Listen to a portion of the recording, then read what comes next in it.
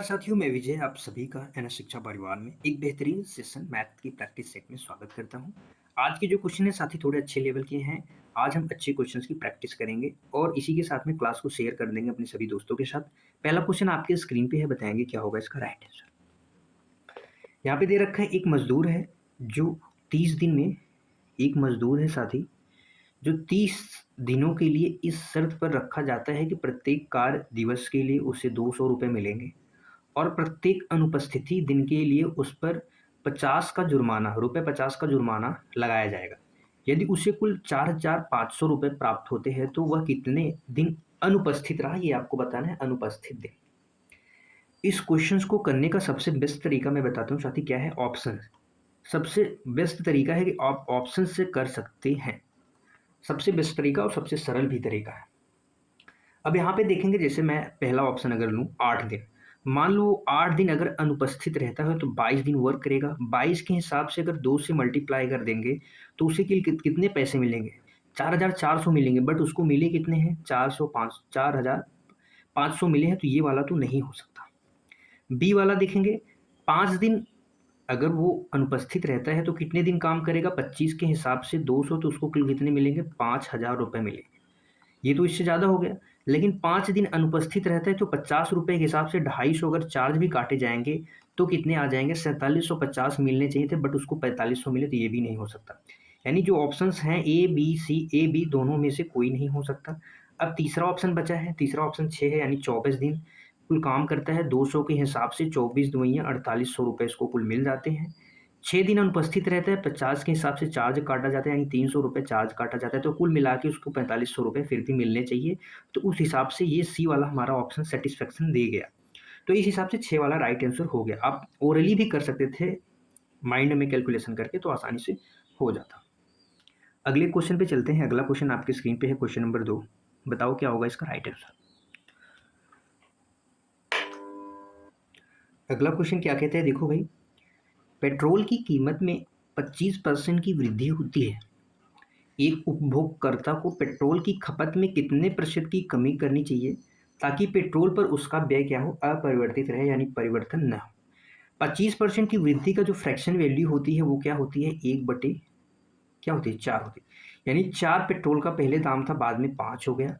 But उसको क्या करना है, जो खपत है वो क्या करना है, परिवर्तित नहीं करना है, यानी एक जो पहले था वही है। तो उसको क्या करना पड़ेगा कि जो उसका उपभोग था वो 4 से 5 कर देना पड़ेगा। कितना कम करना पड़ेगा, 1 कम, कितने में से, 5 में से गुणे करेंगे 100 का, तो 20% इसका राइट आंसर हो जाएगा। 20% ऑप्शन ए क्या हो जाएगा, करेक्ट हो जाएगा। 20% ऑप्शन ए करेक्ट हो जाएगा। अगला क्वेश्चन आपके स्क्रीन पे, दो संख्याओं के बीच जो मीन प्रोपोर्शनल दे रखा है, मध्यानुपाती 12 है, उनका तृतीयानुपाती यानी थर्ड प्रोपोर्शनल 96 है। तो दोनों में से सबसे बड़ी संख्या क्या है, ये आपको बताना है। ये थोड़ा अच्छे लेवल का क्वेश्चन है, बताएंगे क्या होगा इसका राइट आंसर।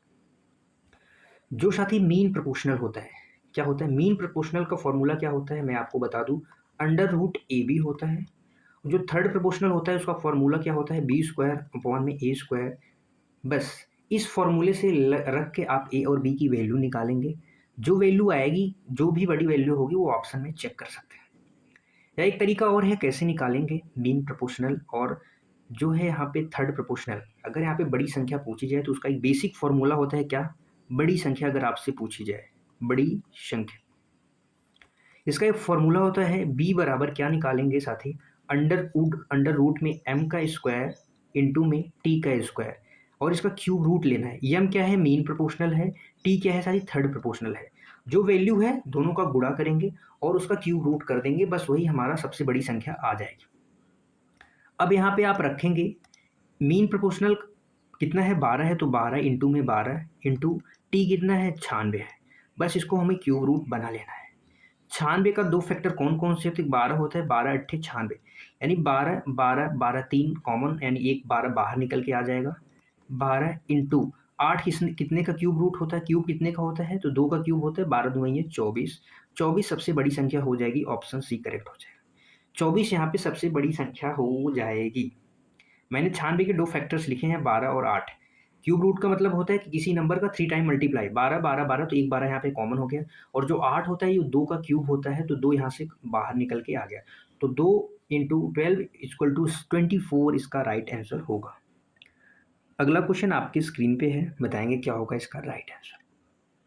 यहाँ पे दे रखा है x रेशियो y की वैल्यू 3 एंड 4 दे रखी है, तो यहाँ पे 5x minus 2x ratio 7x plus 2y की वैल्यू बतानी है। तो यहाँ पे हम एक ही चीज़ की वैल्यू निकाल लेंगे, क्योंकि यहाँ पे जो रेशियो में है सब अलग अलग दे रखा है, तो हम एक ही से पता कर सकते हैं। तो हमें 5x माइनस 2y यही निकालना है बस। x की वैल्यू यहाँ पे 3 दे रखी है, तो 15, 5 3 या 15 हो जाएगा। माइनस में y की वैल्यू 4 दे रखी है, तो 4 2 या 8, माइनस करेंगे तो 7 आ जाएगा। 7 रेशियो समथिंग आएगा, एक ही ऑप्शन में है 7, तो बी हो जाएगा करेक्ट। इस हिसाब से हम क्विक तरीके से फास्ट करेंगे तो जाके हम सारे क्वेश्चन अटेम्प्ट कर पाएंगे, जिस हिसाब से हमारा पेपर, जिस हिसाब से हमारे क्वेश्चन आते हैं पूरे यूपी पुलिस कांस्टेबल के लिए। अगले क्वेश्चन पे चलते हैं। अगला क्वेश्चन आपकी स्क्रीन पे है, बताओ भाई क्या होगा इसका राइट आंसर।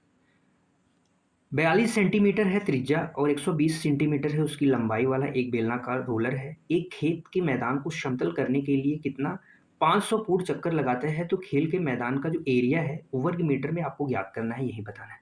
सबसे आसान है, सबसे सरल क्वेश्चन है, आप इस क्वेश्चन को कह सकते हैं। इस क्वेश्चन को सबसे आसान तरीके से कह सकते हैं, कैसे मैं आपको बताता हूँ।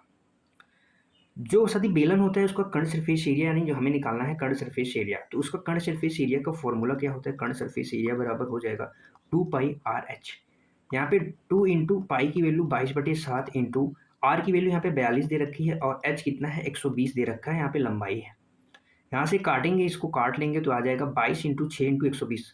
हम क्या करेंगे साथी, इसको ऐसे ही रहने देते हैं। हम जब एरिया निकालेंगे, एरिया बराबर क्या हो जाएगा 2 इंटू 22 यानी 22 इंटू 6 इंटू 120 मल्टीप्लाई करेंगे 500, ये मल्टीप्लाई कर देंगे। क्या करेंगे, ये 500 मल्टीप्लाई कर देंगे, क्योंकि इतना कर्ण सरफेस एरिया है और कितने चक्कर मारे 500, यानी इस हिसाब से टोटल कितने चक्कर मारेगा 500 चक्कर मारेगा, तब जाके हमें जो खेल का मैदान है उसका हमें एरिया पता चलेगा। लेकिन वर्ग मीटर में बताना है तो 100 इंटू 100 हम मल्टीप्लाई कर देंगे, 100 इंटू 100 का हम मल्टीप्लाई कर देंगे वर्ग मीटर के लिए। तो यहाँ पे कटेगा 1 2 1 2, यहाँ से 1 0 से कट गया।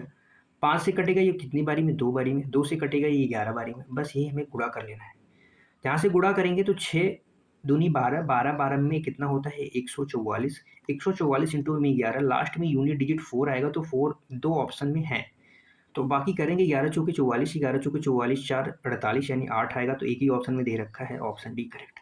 हमें सारी चीज़ें कैलकुलेशन नहीं करनी है, बट एक यूनिट डिजिट देख लो, उसके बाद उसके बगल वाला डिजिट डबल 2 डिजिट देख लो, बस इस हिसाब से करेंगे तो आसानी से स्पीड आपकी मेंटेन होनी चाहिए, कैलकुलेशन आपकी अच्छी होनी चाहिए, फटाफट से आप क्वेश्चन को उड़ा के आएंगे। अगले क्वेश्चन पे चलो। एक शांत जल में एक नाव की चाल 15 किलोमीटर प्रति घंटा है और धारा की चाल है 3 किलोमीटर प्रति घंटा है। नाव धारा के प्रतिकूल एक निश्चित दूरी तय करती है और वापस अनुकूल प्रारंभिक बिंदु पे लौट आती है, तो पूरी यात्रा में उसकी औसत चाल बतानी है। x प्लस वाई, यानी जब नाव जाएगी धारा की दिशा में तो चालें क्या होती हैं, जुड़ती हैं, तो x प्लस वाई यानी 15 प्लस 3 कितना हो जाएगा 18 किमी प्रति घंटा, 18 किमी प्रति घंटा, किलोमीटर प्रति हावर्स जाएगा। फिर जब वो आएंगी तो नाव अपोजिट दिशा में हो जाएगा, तो चाल माइनस हो जाएंगी, यानी 12 किलोमीटर प्रति घंटे की चाल से वो जाएंगी और आएंगी।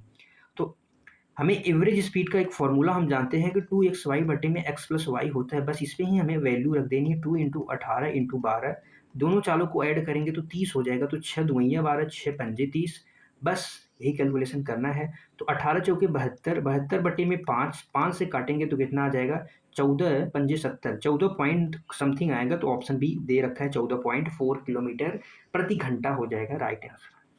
समझ में आया, सरल था, इसमें ज़्यादा विशेष टाइम नहीं देने की आवश्यकता है मेरे हिसाब से। अगला जो देखो भाई, अगला क्वेश्चन है, एक ही व्यक्ति 8 घंटे में 80 किलोमीटर की दूरी तय करता है। यात्रा का कुछ भाग उसने 8 किलोमीटर प्रति घंटे की चाल से पैदल और शेष भाग 16 किलोमीटर प्रति घंटे की चाल से साइकिल द्वारा तय करता है। तो पैदल तय की गई दूरी आपको बतानी है, पैदल तय की गई दूरी बतानी है। इस क्वेश्चन को हम आसानी से कर सकते हैं एवरेज से। 8 घंटे में 80 किलोमीटर जाता है, यानी जो उसकी एवरेज स्पीड आएगी 10 किलोमीटर प्रति घंटे के हिसाब से आ जाएगी, एवरेज स्पीड आ जाएगी। यानी वहाँ पे भी पैदल कितना चल रहा है, पैदल, और साइकिल से कितना चल रहा है, साइकिल से उसकी स्पीड है, तो हम टाइम का रेशियो निकालेंगे। तो यहाँ से 8 किलोमीटर है, ये 16 किलोमीटर है प्रति घंटा चल रहा है, तो एवरेज जो आया है 10 आया है, तो माइनस कर लेंगे, यहाँ पे 6 आ गया, यहाँ पे 2 आ गया, यानी 3:1 के रेशियो में ये समय का अनुपात आ गया। 3:1 के रेशियो में ये हमारा समय का अनुपात हो गया, यानी 4 की वैल्यू यहाँ पे क्वेश्चन में 8 घंटे दे रखी है, 1 की वैल्यू यानी 2 घंटे आ जाएगा। यहाँ पे तो पैदल वाला यानी 3 के हिसाब से 3 रेशियो है, 1 रेशियो का मतलब 2 होता है, तो यहाँ पे 6 आ जाएगा, यहाँ पे 2 आ जाएगा, यानी पैदल वो 6 घंटे चलता है, साइकिल से वो कितने चलता है, 2 घंटे चलता है। साइकिल से कितना चलता है, 2 घंटे चलता है। तो 8 किलोमीटर के हिसाब से 6 घंटे चलेगा, तो 48 किलोमीटर पूरी दूरी चलेगा, तो 48 किलोमीटर पैदल द्वारा दूरी तय की गई। वहीं पे पूछा जाता तो जो साइकिल से कितना जाता, तो 8 16 दूनी है 32 किलोमीटर, 32 किलोमीटर वो साइकिल से जाता है, 32 कितना साइकिल से। दोनों अगर पूछी जाती तो आप बता सकते थे, तो इसका राइट आंसर ऑप्शन बी हो जाएगा। अगले क्वेश्चन पे चलते हैं। अगला क्वेश्चन आपके स्क्रीन पे है। 8400 रुपये की राशि है, निश्चित साधारण ब्याज की दर से 3 वर्षों में इतना हो जाती है। यदि ब्याज की दर 2% अधिक वृद्धि कर दी जाए तो नया मिश्रधन क्या होगा, यही आपको बताना है। सबसे सरल क्वेश्चन है। 2% के हिसाब से 3 साल में कितने की वृद्धि होगी, 6%। तो हमें 8400 का 6% केवल निकाल देना है, बस 6% निकालेंगे तो क्या आ जाएगा, 8 6 चौके 24 और 8 छंग 48, 48 में 2 जोड़ देना है तो 50 आ जाएगा। यही 504 हमें टोटल मिश्रधन में ऐड कर देना है, तो 504 जब इसमें हम ऐड करेंगे तो आ जाएगा यहाँ पे 05511। किस ऑप्शन में दे रखा है, ऑप्शन बी हमारा करेक्ट हो जाएगा। केवल हमें ये घुमाने के लिए दे रखा था, हमें रेट ऑफ इंटरेस्ट निकालना है, फिर उसमें 2% वृद्धि करनी है, आसानी से हो गया। अगला क्वेश्चन आपकी स्क्रीन पे है। ए और बी सी की कार्य क्षमताओं का अनुपात 4 और 5 और 6 है। ए एक साथ काम करते हुए वे किसी काम को 12 दिन में पूरा कर सकते हैं। ए अकेला उस कार्य का 60% भाग कितने दिन में कर सकता है। तो सबसे पहले आपको क्या करना पड़ेगा, टोटल वर्क निकालना पड़ेगा। टोटल वर्क क्या आ जाएगा, इनकी जो क्षमता है 6 4 10 5 15, यानी ए प्लस बी प्लस सी किसी काम को 12 दिन में करते हैं, तो यानी जो आ जाएगा 15 इंटू 12, ये हमारा टोटल वर्क आ गया। और कौन करेगा, ए करेगा। 60% भाग ए की क्षमता क्या है, 4 है, इसका 60%, बस यही हमें कैलकुलेशन छोटी सी कर लेनी है।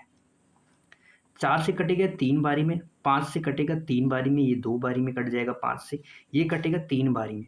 3 का 3 टाइम मल्टीप्लाई करेंगे तो 27 डेज इसका राइट आंसर हो जाएगा। 27 डेज किस ऑप्शन में है, ऑप्शन सी करेक्ट हो जाएगा। 27 डेज किस ऑप्शन में है, ऑप्शन सी है, ऑप्शन सी करेक्ट हो जाएगा। अगला क्वेश्चन आपकी स्क्रीन पे है।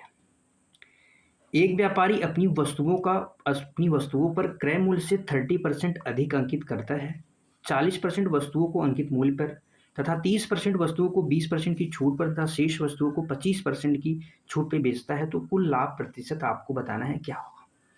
कुल लाभ प्रतिशत क्या होगा, यही आपको बताना है। यहाँ पे आप देखेंगे 40% वस्तु यानी 40 वस्तुओं को अंकित मूल्य पे बेचता है, फिर 30 वस्तुओं को 20% की छूट पर, अगली 30 वस्तुओं को 25% की छूट पे बेचता है, यानी हम यहाँ पे 0 से 0 घटा लेंगे, ये हमारी साथी क्या आ गई, वस्तुएं आ गई। ये क्या आ गई, वस्तुएं। 40% वस्तुओं को 30% अधिक यानी अंकित मूल्य पे बेचता है, तो 130 में इसको बेचता है। 4 वस्तुएं हैं, 130 पे बेचेगा, तो यानी इन्हें कुल कितने में बेचेगा, 520 में बेचता है। 3 वस्तुएं हैं, इन्हें क्या करता है, जो अंकित मूल्य है उस पर 20% की छूट देता है। 130 अंकित मूल्य हो गया, इस पर 20% छूट दी जाएगी, तो कितने का होगा, यानी 104 रुपये में बेची जाएगी। 104 रुपये के हिसाब से 3 वस्तु अगर बेचेंगे तो कितने में बेच देंगे, 312 रुपये में बेच देंगे। फिर वही कह रहा है कि जो शेष वस्तुएं हैं उसको 25% की छूट पे बेचा जाता है। 130 रुपये अंकित किया था, तो 130 का 25% हमें निकालना है। 130 का 25% क्या होगा, 130 का 25% निकालेंगे तो आ जाएगा 97.5। 25% छूट के बाद जो बेची जाएगी 97.5 रुपये में बेची जाएगी, तो 97.5 आ जाएगा। बस इसका गुणा करेंगे, 9 तिया 27, 7 तिया 21, आ जाएगा 292, 292.5 आ जाएगा। बस यही सबको ऐड करना है, तो सबको ऐड करेंगे, 5 3 8 2 10, 10 हो गया, 10 1 11, 11 1120 4 24, यानी आ जाएगा 1124.5 आ जाएगा। वस्तुएं कितनी थी, 4 3 7 2 10, हमने 10 वस्तुएं मान रखी थी। तो जो आएगा साथी, जब इसको काटेंगे तो ये वाला जो दशमलव है एक स्थान और यहाँ पे आ जाएगा, तो आ जाएगा 112.45 आ जाएगा। कितने का प्रॉफिट हुआ, यानी कोई चीज़ होता है 100% होता है, 100 से वो कितना हो गया, 112.5 हो गया, यानी कितना प्रॉफिट हो गया, 12.45 का प्रॉफिट हो गया। तो 12.45 इसका क्या होगा, राइट आंसर होगा। यहाँ पे ऑप्शन में क्या है दे रखा है, नहीं दे रखा है, तो ऑप्शन करेक्शन कर लेंगे, ऑप्शन ही लिख लेंगे।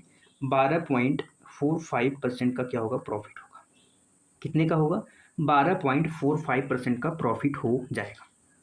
फिर से एक बार समझेंगे कि 40 वस्तुएं थी, 30 वस्तुएं हमने डिवाइड की, क्योंकि यहाँ पे 40 टोटल जो वस्तु थी, मान लो टोटल वस्तु 100 थी, 100 का 40% 130 यानी अंकित मूल्य मार्क प्राइस पे बेचा गया। फिर जो 30 वस्तुएं थी उसको अंकित मूल्य पे क्या किया जाता है, 20% की छूट दी जाती है। 130 पे 20% की छूट देंगे तो 104 में वस्तु को बेचेंगे, तो 3 वस्तु थी, 104 में 312 में हमने बेच दिया।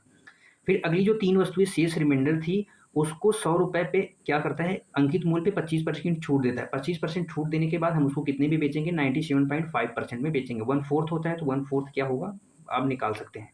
तो आ जाएगा एक वस्तु को 97.5 में बेचेंगे तो 3 से मल्टीप्लाई करेंगे तो जो 3 वस्तुओं को हम बेचेंगे 292.5 में बेचेंगे। तो टोटल वस्तुओं को हमने कितने में बेच दिया, 11,024, मतलब 1124.5 में बेच दिया गया। टोटल वस्तु कितनी थी, 10 थी, तो एक वस्तु को हमें क्या हो गया, इससे हमें सेलिंग प्राइस पता चल गया, एक वस्तु का सेलिंग प्राइस। ये क्या था, एक वस्तु का एसपी था। ये हमारा हमने सीपी मान रखा था, एक वस्तु का सीपी कितने में बेचा, 12.545 का प्रॉफिट हो गया। ऑप्शन ही करेक्ट हो जाएगा। आसान था, सबसे बेस्ट तरीका यही था करने का। अच्छा क्वेश्चन था। अगला क्वेश्चन आपकी स्क्रीन पे, चक्रवृद्धि ब्याज की दर से कोई धनराशि 2 वर्षों में कितना होती है, 4624, और 3 वर्षों में कितना हो जाती है, 5913 हो जाती है। तो वह धनराशि क्या होगी, ये आपको निकालना है। आसान क्वेश्चन है, आप चाहो तो आसानी से कर सकते हो। अगर हम इन दोनों का डिफरेंस ले लेते हैं, इन दोनों का साथ ही डिफरेंस लेंगे तो कितना आ जाएगा, यहाँ पे माइनस करेंगे, यहाँ पे 13 हो जाएगा, 13 से 4 माइनस कर जाएंगे तो 9 बचेगा, 9 बच जाएगा साथी। फिर उसके बाद माइनस करेंगे तो 8 बचेगा, फिर 2 बचेगा, 289 बचेगा। या तो हम चेक कर सकते हैं या इसका कितना फैक्टर ये है, इसका कितना फैक्टर ये है। एक तरीका तो है इस हिसाब से आपको करने का। हम कैसे करेंगे, हम परसेंटेज निकालेंगे। परसेंटेज के लिए इतने का 1 साल का गैप कितना मिल रहा है, इतना इंटरेस्ट मिल रहा है, यानी 289 इंटरेस्ट मिला। कितने पे मिल रहा है साथी, तो 4624 गुणे में 100 कर देंगे, गुणे में क्या कर देंगे, 100 कर देंगे बस। अब आपको एक चीज़ ये देखना कि कितने का मल्टीपल होगा, तो 9 के टेबल में 4 आना है, ये आपको चेक करना है। सबसे बड़ी बात यही हो गई। तो एक चीज़ देखेंगे साथी, ये जो है 17 का स्क्वायर, 17 से काटेंगे तो यहाँ पे जो आएगा 17 आएगा। ये 17 से काटेंगे तो 17 दूनी 34, 17 बचेगा, फिर 17 सत्ते 102 हो जाएगा, बचेगा 3, 17 दूनी 34, ये 17 का हो जाएगा। ये 17 का स्क्वायर था। तो अब फिर इसको 17 से काटेंगे तो 17 एकम 17, 17 छक्का 102, कितना आ गया, 16 आ गया। तो 16 से इसको हम काटेंगे 100/16, तो क्या आ जाएगा, 16 छक्के 96, 6 पॉइंट समथिंग आएगा। कितना आएगा, 6.25 आ जाएगा, 6.25%। 6.25 की परसेंट जो फ्रैक्शन वैल्यू होती है 1/16 होती है। अगर आपको याद है तो आप बता सकते हैं, क्या आपको पता है, 1/16 होती है फ्रैक्शन वैल्यू। अब यहाँ पे समझेंगे, मैंने माना कि साथी जो मूलधन होगा वो यक्ष होगा, यक्ष का 16 पे 1 का ब्याज मिलेगा, यानी 17/16। 2 साल में है तो फिर 17/16 कंपाउंडिंग हो रहा है। तो 17/16 की वैल्यू यहाँ पे 4024 दे रखी है। कितना दे रखी है, 4624 दे रखी है 2 साल का। यक्ष मूलधन था 17/16, बस यही कैलकुलेशन आपको छोटी सी है जो कर लेनी है। तो यहाँ पे एक चीज़ आप यहाँ पे देखेंगे क्या होगा, 17 ये क्या होता है, 289 होता है। अभी हमने आपको बताया तो 289 से इसको काटेंगे, इसको इससे काटेंगे तो कितनी बारी जाएगा, 16 बारी में जाएगा। तो जो यक्ष की वैल्यू आएगी वो 16 का क्यूब आएगी। अगर आपको 16 का क्यूब पता है तो आप डायरेक्टली इस क्वेश्चन का आंसर कर सकते थे, ऑप्शन बी 4096 इसका राइट आंसर हो जाता। अगर आप इसको भाग लगाते तो साथ ही ये क्या होता है, 16 होता। अगर इसमें इसको भाग लगाते तो ये क्या होता है, 17 होता। यानी ये 17 का क्यूब दे रखा है, बट यहाँ पे ये 16 का क्यूब नहीं दे रखा है, बट इसका जो आंसर होता 16 का क्यूब होता। आप ओरली भी कर सकते थे। अगला क्वेश्चन आपकी स्क्रीन पे क्या होगा इसका राइट आंसर। ये क्वेश्चन साथी आपको होमवर्क के लिए है। जब आगे इसके अलावा कुछ और क्वेश्चन है जिसको हम होमवर्क में देना चाहते हैं, ये भी साथी आपका होमवर्क में है। ये दोनों क्वेश्चन आप होमवर्क में बताएंगे। ये दोनों क्वेश्चन आपको क्या बताना है, होमवर्क में बताना है। फिर मिलेंगे अगली क्लास में, तब तक के लिए बाय बाय साथी। Thank you so much class को अंत तक देखने का।